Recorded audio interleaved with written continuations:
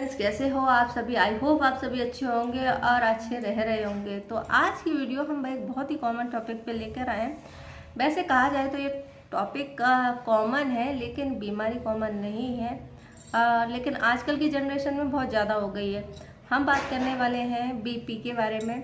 और हमारे इंडिया में 80% लोगों को ये पता ही नहीं है कि उन्हें बीपी की समस्या है।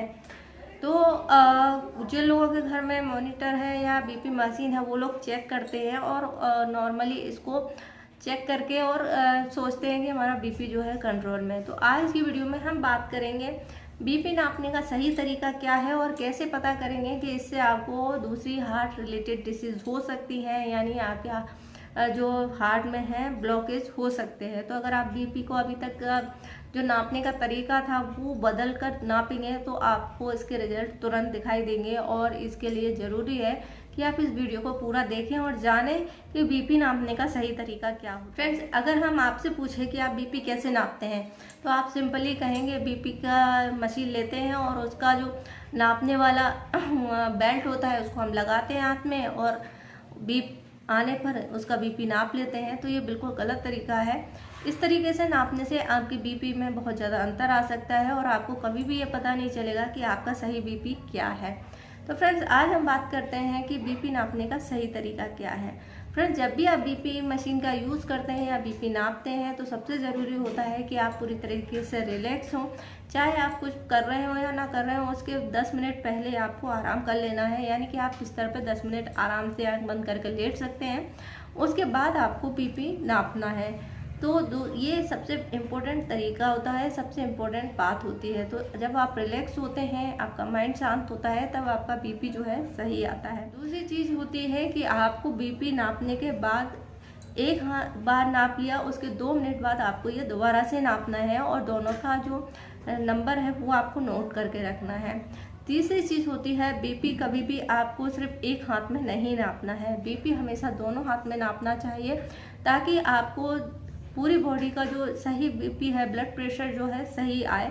क्योंकि सबसे बड़ी गलती लोग यही करते हैं कि अक्सर एक ही हाथ का बीपी नापते हैं, जो कि बिल्कुल गलत है। जब आप दोनों हाथ का, राइट और लेफ्ट का, दोनों का नापते हैं एक ही समय पर और दोनों के जो रीडिंग है उनमें अगर अंतर आता है तो यही सही तरीका है। और ये अंतर जो है बहुत कुछ इंडिकेट करता है। इस बीपी का जो अंतर होता है उसको आपको नोट कर लेना है और हो सके तो 15 या 20 दिनों तक आप इसको चार्ट बनाइए और इसको नोटिस करते जाइए। अगर इसका जो अंतर है 10 से ज़्यादा आ रहा है दोनों हाथ के बीपी में, तो ये आपकी हार्ट रिलेटेड प्रॉब्लम्स के बारे में इंडिकेट करता है और आपको डॉक्टर से मिल लेना चाहिए।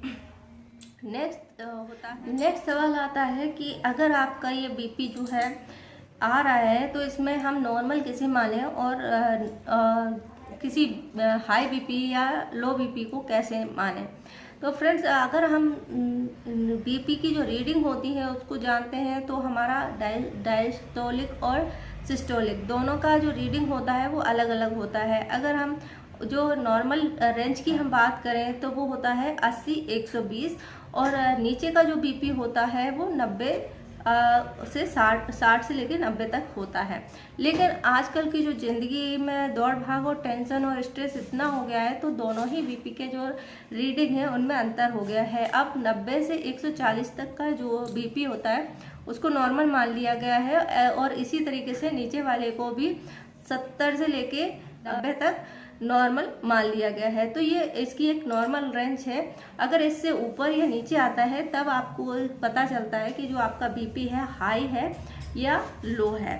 इसके अलावा अगर आपको बीपी जो आप नाप रहे हैं उनमें अंतर आ रहा है आपका रेगुलर तौर पर जो आपने नापा है, तो ये किस बात का इंडिकेशन देता है। तो फ्रेंड्स, आपने अचानक से आने वाले हार्ट स्ट्रोक या हार्ट अटैक के बारे में सुना होगा, हार्ट ब्लॉकेज के बारे में सुना होगा।